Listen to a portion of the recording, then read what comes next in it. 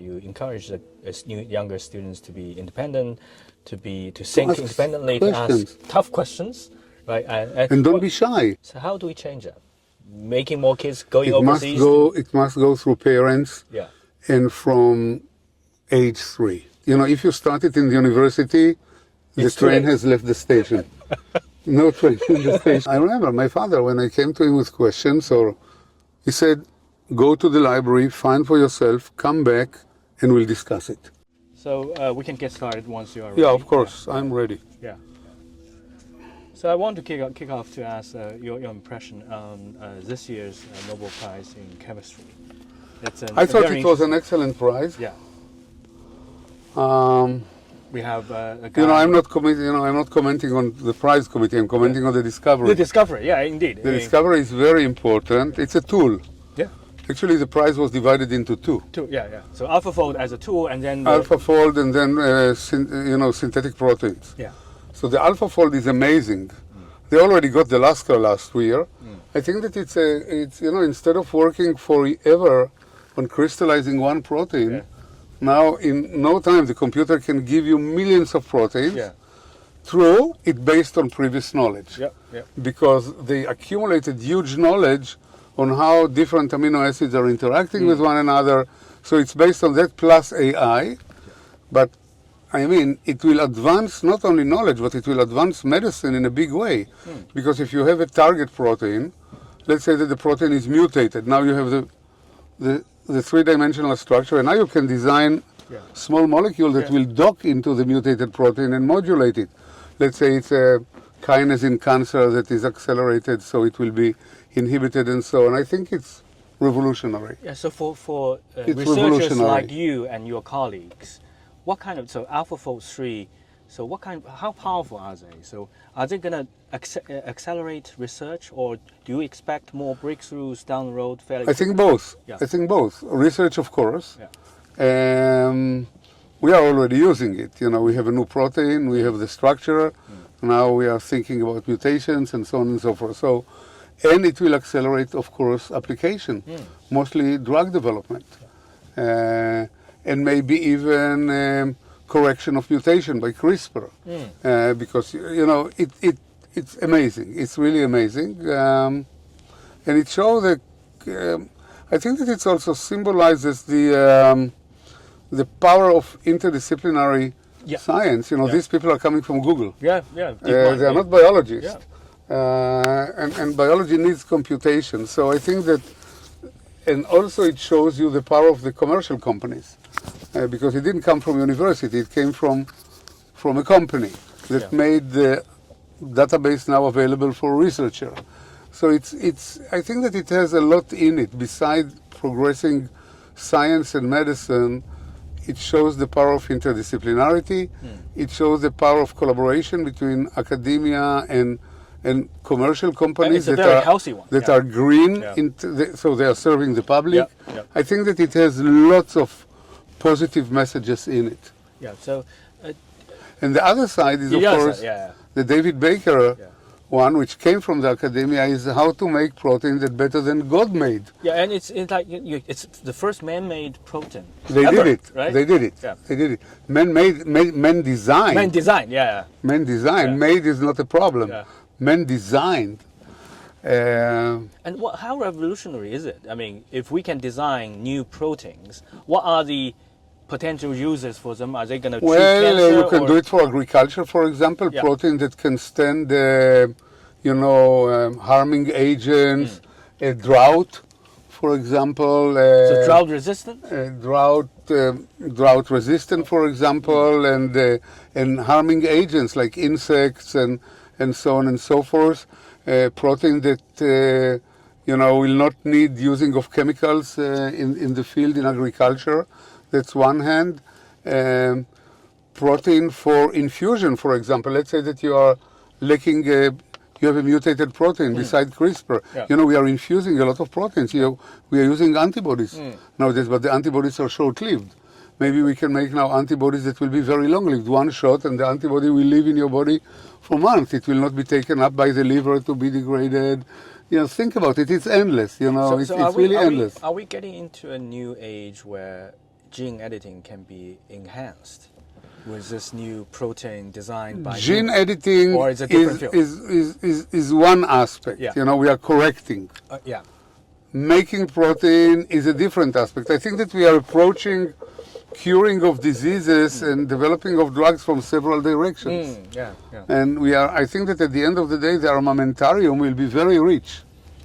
Yeah.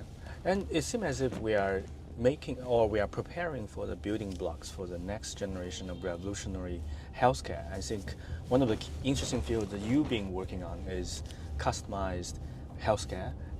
Because in our vision, we all hope that with the help of development in gene technology as well as AI, everyone would have their own personalized healthcare treatments. I'm going to talk about it. Yeah, so this will be the topic of my talk in 2 hours. Yeah, so share with us some of the gist. So, well, where we are, yeah. What do you hope to achieve in the next 5 years in this field of? I don't know, 5 years. We are on the way. Yeah. I don't know where on the way. Yeah. I mean, whether at the beginning. I think that we are at the beginning. Yeah. Personal doesn't mean that there will be a drug for me and for you and for 8 billion people.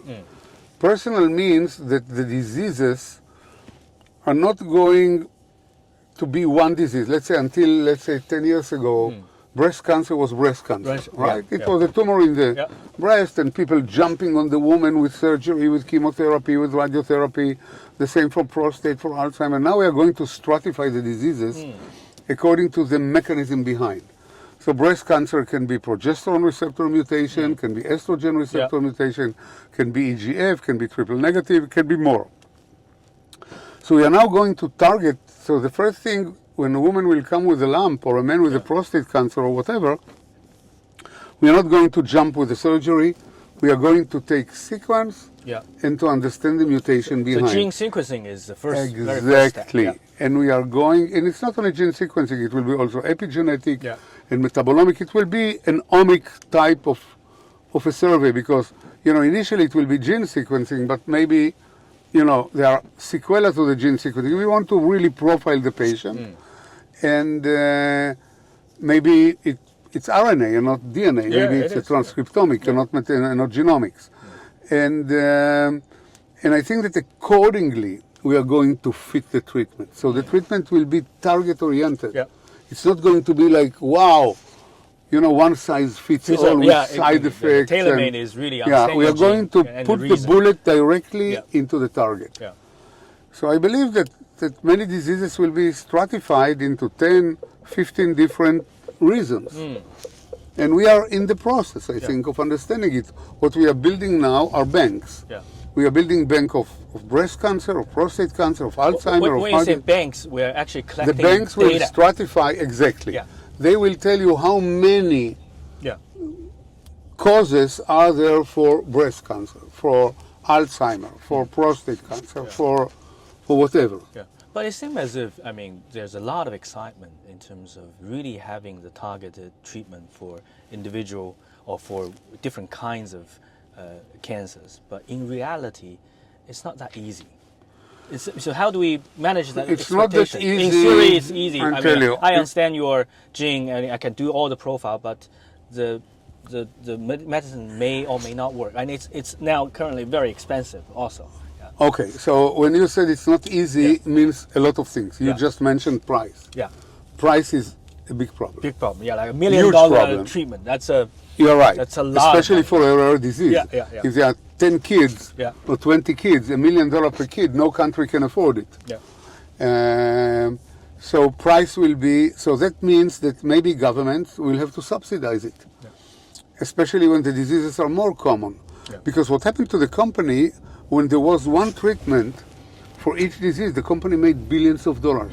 Now if each disease will have 10 different reasons, and they will have to develop 10 different drugs, each for $5 billion, they don't like it. Yeah. But at the end, these are commercial companies. They will charge the public.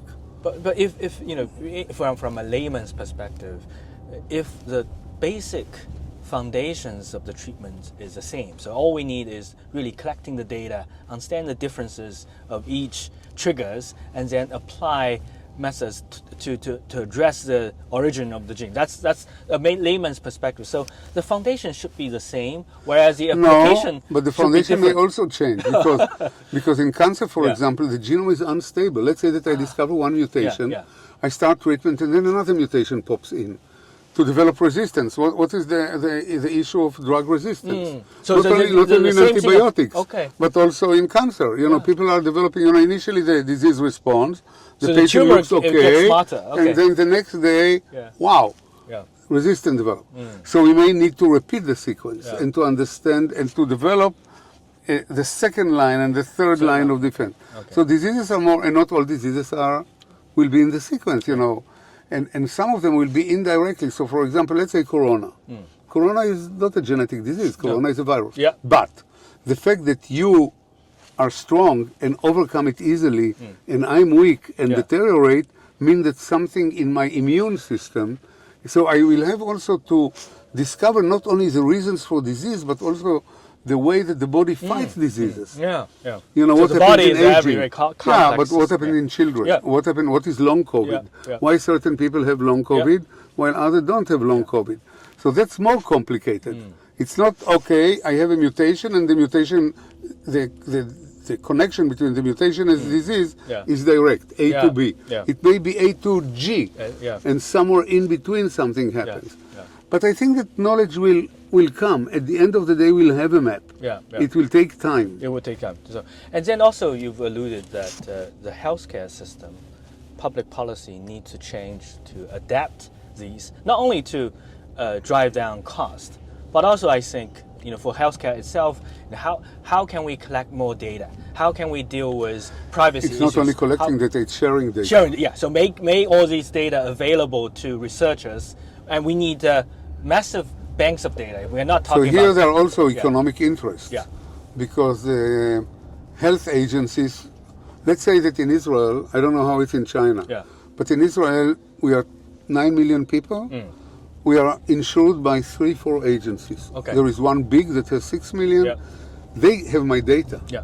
but they want to make money out of it. Why should they share it? Yeah. So we need some legislation that will force them to share it. Yeah. Because otherwise, if every agency or every company, let's say that Pfizer will buy data for billions of dollars because Pfizer is rich. Yeah. Okay, but they will not share it because they want to develop their own drugs. So, I mean, as you said, it's not simple.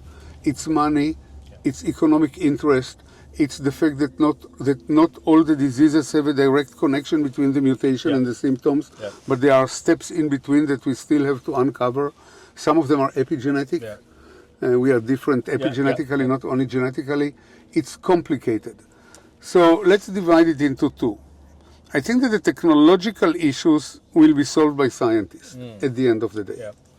The economic and political one Politicians needs and intervention. entrepreneurs. Yeah. It's not in our hands. Yeah. But we need to encourage more collaboration, right? No doubt about it. Yeah. And sharing the Because at the end what's of the possible. day, the end of the day, we are talking people health. Yeah.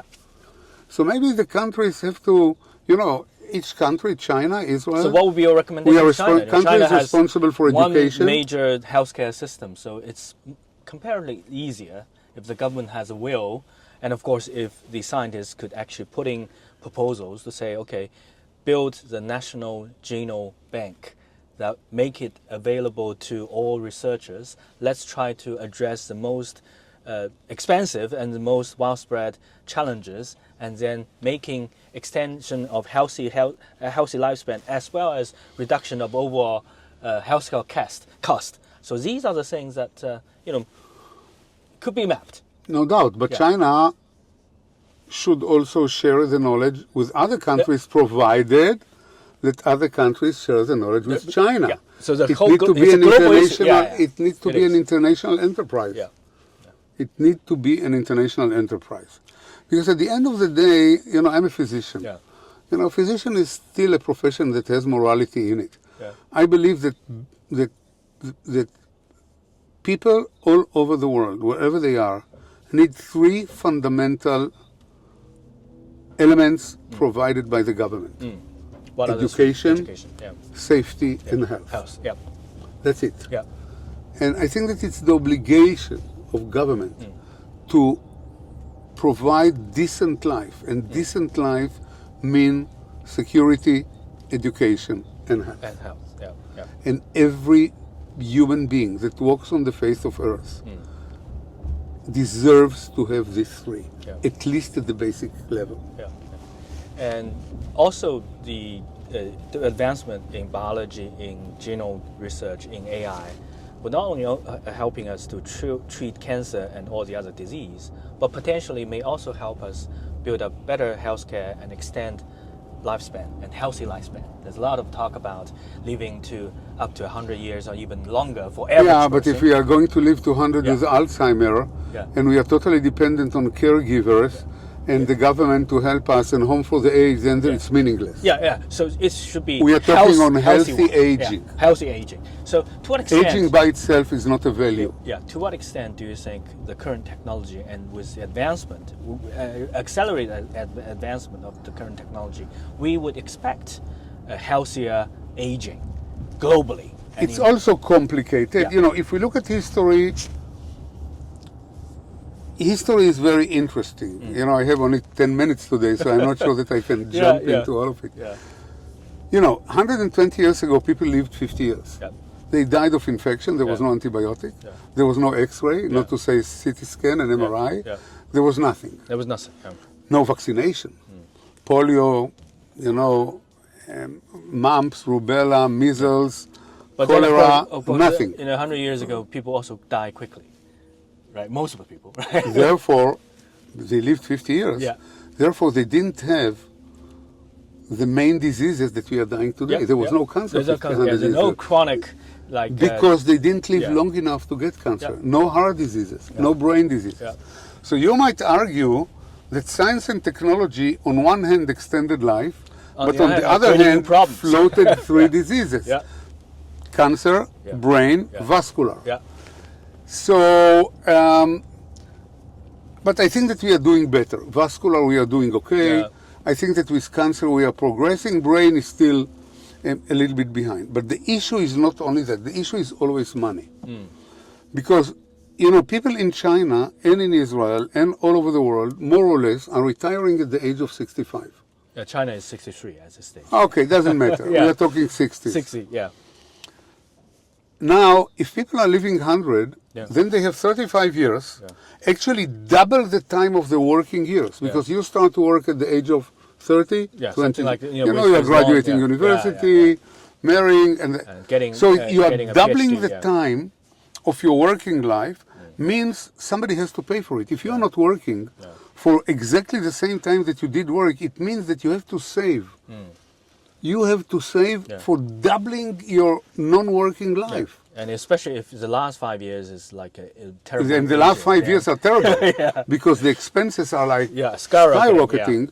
Then there is an issue in it. It's not enough to even if you live healthy, okay, forget about the last 5 years. But nevertheless, you don't work. You need to you have to have in the bank savings, or you have to work longer. Or you have to work longer. Work till your 70s. But working longer means that the young generation has to push, and don't forget that automation and AI makes working places more rare, because we need less people in the farm. We need less people. You know, when did you go to the bank? I don't remember when I went to the bank. I do all my banking on this one. On smartphone. So, you know, I just ordered my boarding ticket for tomorrow to go to Bangkok, because I don't have to go to the counter. So why do I need people in the counter that will take my luggage? So, you know, the working market is shrinking on one hand, or it needs much more educated people. On the other hand, people are living longer, so working longer means less working places for the young ones. But if still we are working the same years, we need to save double the amount. It's true, you don't need double the amount, because the kids are out of home, education, you don't have to give them education anymore, but you do need to live decently. You do need to live decently. Buy food, driving a car, going to entertainment. So what you're saying is that it's not only a exactly. biological we should not, system. It's like you need to educate people. It's an ecosystem. You know, we are talking ecosystem. It's not just you think that if one day one Chinese a miraculous scientist will jump out of the lab and will tell, hey, I got the secret to live 110, that will solve the problem. No, it will not solve the problem. Because there are many societal issues linked to it. And we do need to think about it. Therefore, it's not the problem of the scientists and the physicians. I think that governments should pay careful attention to it. Careful attention to it. What does it mean? So this is actually the acute problem that China is facing, because Chinese people are aging. Every 10 years we are not only Chinese people. Look at Japan. And Japan is even worse because the Japanese don't have children. They went below the world average. China is the same thing. People are not having kids. People are delaying getting married. So it's a systematic. It's part of the Western civilization because you want to give better education to every kid. You want them to play on the piano. You want to take them to Paris. You want to show them London. And so, in the old days, people have big families because you needed them in the farm because they died of tetanus, and you needed more males than females to help them. Now so we are at a everything is automated. There is a movement. There is a movement from the countryside to the cities. I want to shift gear a little bit because I think when we get into gene editing, there are still requirements of ethics that need to be applied. A few years ago, we have a rogue scientist in China trying to what's the right word? CRISPR. CRISPR. To CRISPR. I don't mention it in China because it's a little bit of embarrassing. But I think as the guy wanted to go to Stockholm. That's what he wanted. Yeah, I know. But as we move forward, at some stage, we need to think about, okay, we can do gene editing to cure diseases. Of course. We can. Can we do gene editing fatal diseases to embrace when we understand that they may have certain genes that will cause problems down the road when they are born? Can we do that? And then, of course, as we move on, if we identify a few genes that actually can enhance your capabilities, can we add genes to the babies? And of course, if we can man-made or man-design certain genes that could enhance people's capabilities, can we do that? So how do we draw the line? It's a very complicated ethical issue. What is the limit of let's not say even cloning? What is the limit that we put on ourselves on changing human characteristics? I think that the limit should be fatal diseases. Fatal diseases. Or very severe debilitating diseases that are heavy burden on the families, on the people, and on the economy. And we should stop there. But we need to have a mechanism to make sure that we can stop there. The mechanism, science have always been regulated by government.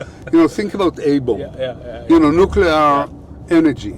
We are limiting it to only civilian purposes. I don't know, for, electricity, for radiation of cancer patients. And there are international agreements that say, no, we are not going to develop mass destruction weapons. I mean, at the end of the day, we must work as a society and regulate it. I mean, there is no way that exactly like China did with this guy in Hong Kong. But what if, because now we are entering in Shenzhen. When we get started, we talk about the likes of Google, a very powerful company who have endless funding, who could actually make DeepMind available and actually explore the field of AlphaFold and all the other things. We have now many billionaires. You wouldn't, if they have the funding, they could fund a scientist just do whatever they want, right? Outside the. I hope that not. But that's a possibility. It's an American company, so. No. I'm not saying Google. I'm saying that what if Musk decided I want to gene editing a new baby? A malicious regime like the one in Iran can do whatever they want. And therefore, therefore we should talk internationally. China became a big member of the international community. Look how open China is now. Think about Deng Xiaoping. He opened China in a big way. You fly in, you fly out, there are hotels. China became part of the international community, and being part of the international community means also being a member that cooperates. And that's wonderful that we can, if there is a totalitarian regime like, I don't know, in Iran or in other countries that are controlling the people and tell them what to do, we might see a second Nazi Germany coming up. Yeah. Think about North Korea. Yeah, so for international cooperation... North Korea can do whatever they want because it's controlled by one person. Yeah, indeed. But I think one of the concerns, of course, we need to put also the geopolitics as in the background, because there are serious discussions about decoupling between China and the United States. Of course, scientific community, I think, is based on global collaboration. There's a concern that there are also some decoupling happening in the scientific community. How can we make sure that China continues to participate in the global collaboration and Chinese scientists are not being excluded from these kind of collaboration? Because I think there are already concerns, when I talk to other people, there are concerns in the US. US scientists will think a bit harder to decide whether they would come to China or not. I know. Yeah. I know. So that's a problem. Yeah. I'm fully aware of the dispute, mostly between China and the United States. As an outsider, as an Israeli, you could provide us the third party. I really hope that it will be solved because science, for me, again, maybe it's a naive view. Science is an international language of peace. It is. Yeah. And at the end, it's there to benefit people. Developing drugs. Yeah. Though Iran declares day and night that they want to demolish us, and actually they show it by sending missiles, luckily we are much ahead of them technologically, much ahead of them.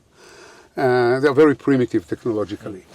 Again, because they are totalitarian and they don't let people think and develop and so on. But I don't want to analyze Iran. I really hope that the relationship between China and the United States will improve on the science frontier. I think that there are signs for it already. I think that the Chinese-American Science Pact is going to be renewed nevertheless. Yeah. Nevertheless, I hope it will happen. Yeah. It actually helps China tremendously. We need somehow, I'm not American, I'm an Israeli. Yeah. We need somehow to remove barriers. The Americans suspected that the Chinese are, with 1,000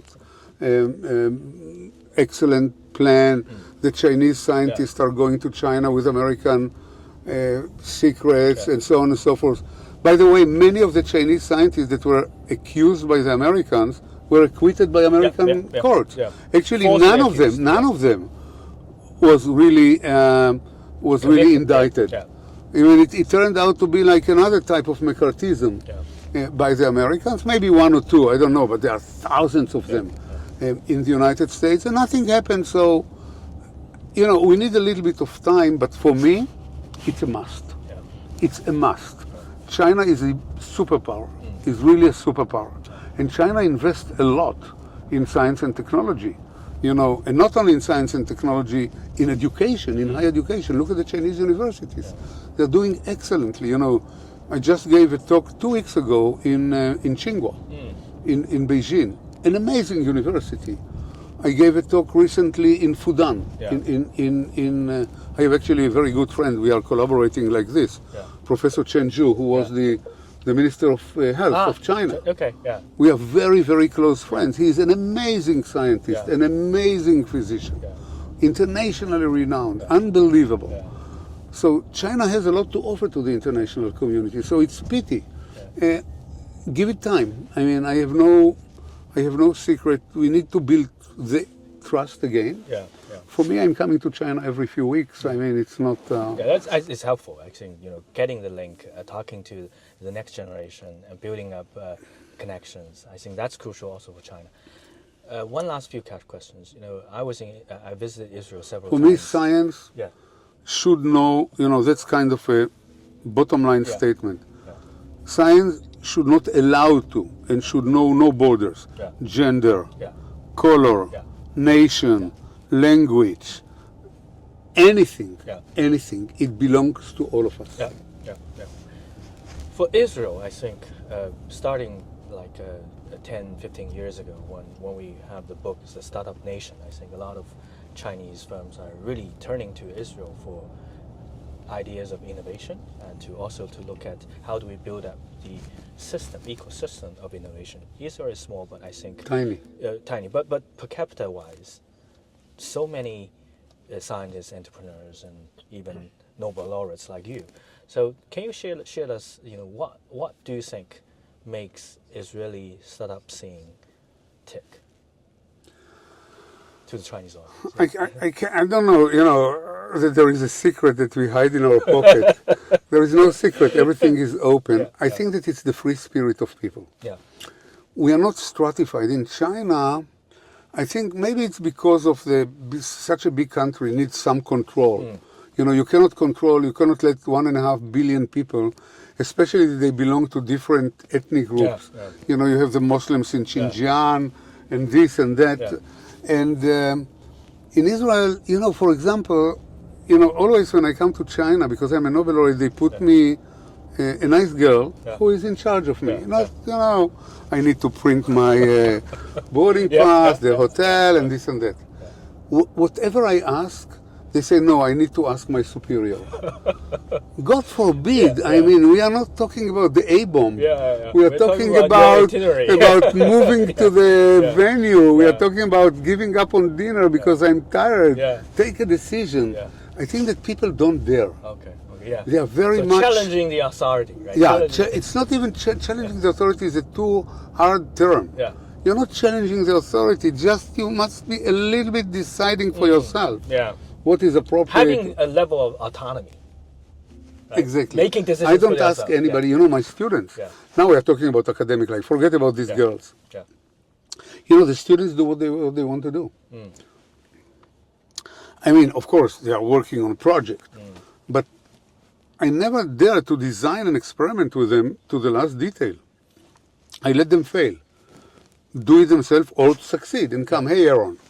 We did it on our own. It also gives them a spirit of independence. Wow, I did design the experiment by myself. I didn't ask Aaron what to do. Because if I ask him what to do and I do what he tells us to do, so what we are just a pair of hands? Or we have also a head to think about. I think that the level of independence, you call it challenge authority, I call it independence. Take to yourself a degree of independence.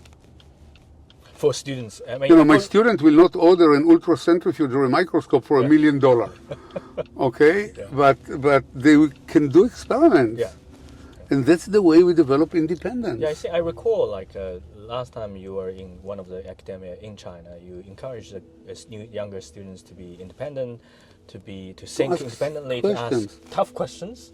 Right, and don't be shy. And also, I'm not the king of knowledge. When I say challenging authority, and if I don't know to answer, I'll tell you I do not know. But how do we change? Because China has, I wouldn't say baggage of the culture, but in Chinese culture, it tend to be differential, right? We tend to defer to the authority. We tend to not to challenge our teachers. So how do we change that? Making more kids going overseas. It must go through parents. And from age 3. So this is not, if you started in the university, the train has left the station. No train in the station anymore. It's gone. It's gone, You're too old to mold. Okay, my father, I remember my father, when I came to him with questions, he said, go to the library, find for yourself, come back, and we'll discuss it. Okay. So he never answered my question. He said, you will find an answer, whether it's wrong or whether it's bad, and then we'll discuss it. But I sucked it with my mother's milk. But is there a concern? Because I think now the kids today in college, we call them digital native. The kids are born these days. Where is my... Oh, here it is. My computer. And the kids born today, we will probably call them AI native. And of course, they will be born and they will be playing with chatbots, and chatbots could always answer your questions. In a way. But my it concern cannot is think for you. My concern is that it could be easily.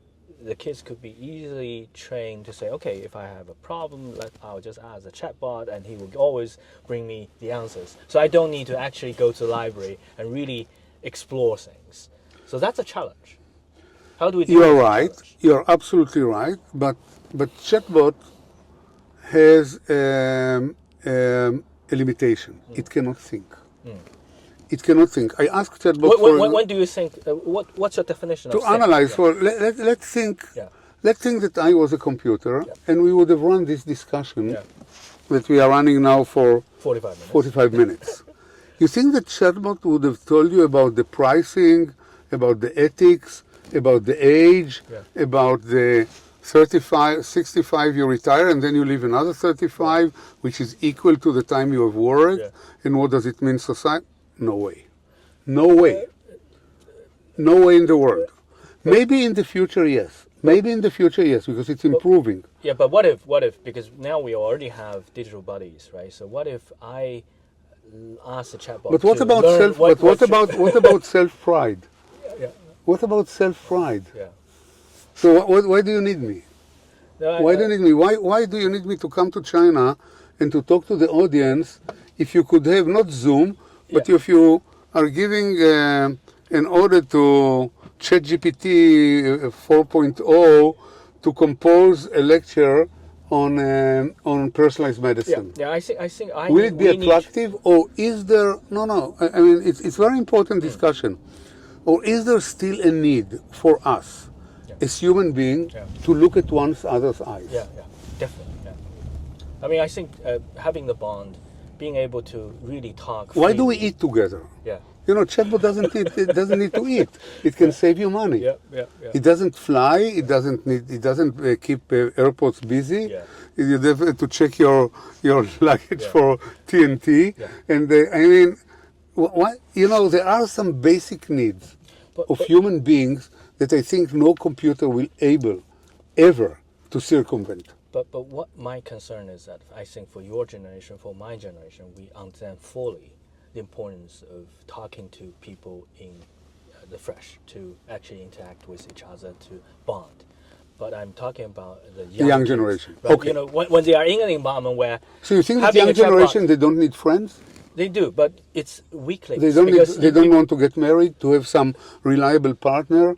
They don't want to be engaged in a youth movement. They don't want to go together to a tour to Paris. They don't have human needs at all. I think they do. They become machines, or what? But the concern is that they may be exposed to many other things that they took for granted that these are satisfying, right? Because the thing is, you have chatbots, you have games, you have all these kind of things. You look at how much time kids are spending on social time media. will tell Yeah. how many of them are going to be hospitalized in homes for the mental sick.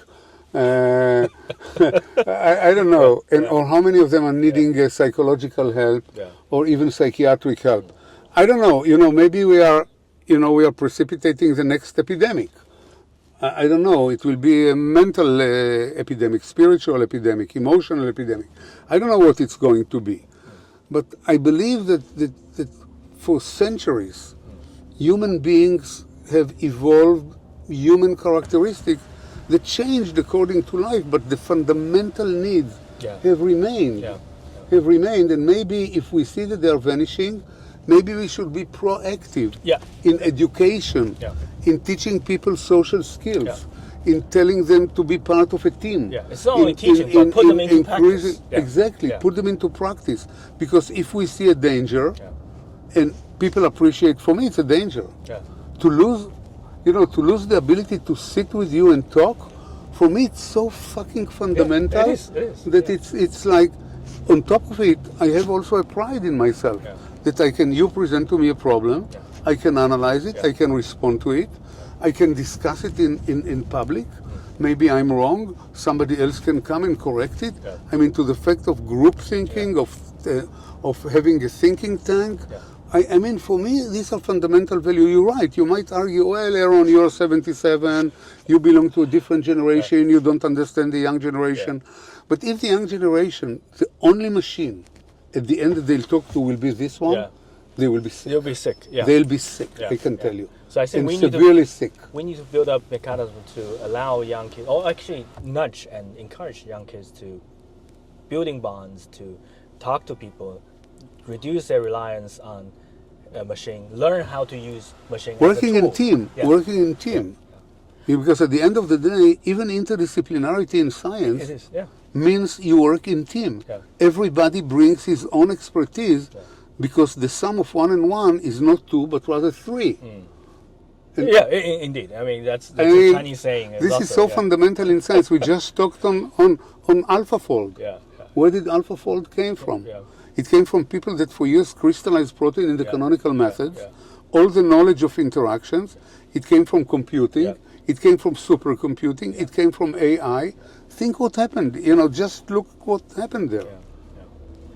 How do we deal with failure? Because I think that's also something that Chinese, we need to learn more. We need to adapt. Because Chinese is a culture, we cherish success.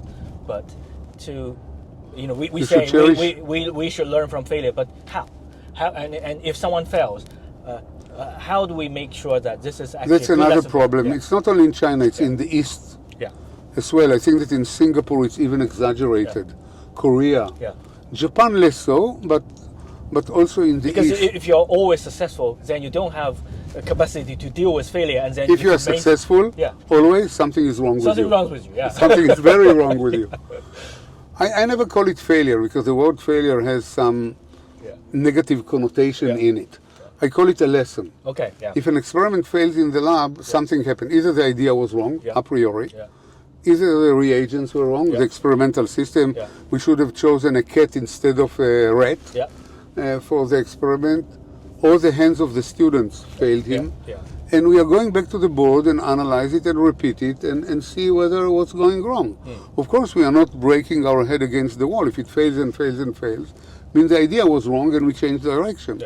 But I think that, I would say, again, not failures, but I think that learning lesson is a fundamental characteristics of success. Because if you are successful, means that the challenges you have undertaken were too easy. If you are always successful, either you are genius, and I don't believe in being genius, or most probably the challenges that you have withstood were too easy. Too easy, yeah. So what you are saying is that truly successful people, they have actually learned a lot of lessons. They have failed along the way, and that helps them to become stronger and then finding the right path. Needless to, that's the case. I mean, it goes without saying, of course. Can you share with us one example of a lesson you learned that actually helped you become stronger and become a good scientist? Well, at the beginning of our ride, we had the belief that we work on a proteolytic system, and proteases at that time, or nowadays even, are solo dancers. Protease can do the job. So we were looking for a protease, and whenever we put the activity on a column and we separated it, it's gone. We had the activity in the crude extract, it's gone. We said, how can it be? We protected it and protected it and protected it. And all of a sudden we said, maybe we should think out of the box. Maybe our protease is something unique that has never been discovered before, and it has two components. When we separate it, the two components go apart, and then none is active, and we have to put them together, and that was the case. So we spent a year on repeated experiment until we said, let's try something that nobody tried before and doesn't exist in nature. It does exist in nature, that have not been discovered thus far in nature. So we failed and failed and failed, and we said, hey, how can it be? We have the activity in the crude extract, and whatever we are doing to it, whatever separation method we use, doesn't matter, ion exchange chromatography, sizing, a sucrose gradient, we lose it. Maybe there are two, and we need to put the two together. So, the repeated failures actually drove us to think out of the box. Because if you think all the time in the box, it means that you are circling in a vicious circle. So, there are many examples, and then along the road, I mean, but this was a big one. I was almost quitting science. I thought, Jesus Christ, I mean, what's going on I've tried here? everything, but it doesn't work, But you said we a lot. So actually collaboration in science is my very mentor. important. Was my mentor. We discussed it repeatedly and repeatedly and repeatedly. So how do you find, or what will be your characteristic of a good partner, a good mentor, or good collaborator that would be, are you complementary to each other? In a way, yes. One that gives you freedom, that doesn't impose, but one that discusses with you as almost an equal partner. As an equal, yeah. My office is always open. People can walk in. I'm not a Nobel Prize. I'm not this. I'm Aaron. We can always come and discuss. Don't put, a step between you and your partners. You're not superior to them. They may come with a great idea. So what are the projects that you're working on today with students in China? We have, we are working on the same system, but now we have a drug. You will not believe it, a very good anti-cancer drug. Wow.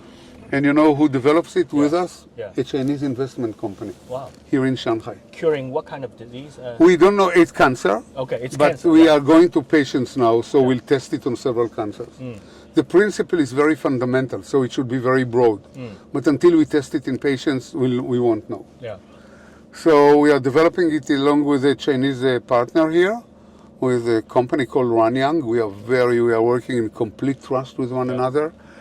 And now other Chinese partners are coming in. A Chinese pharma company is walking in to develop it with us.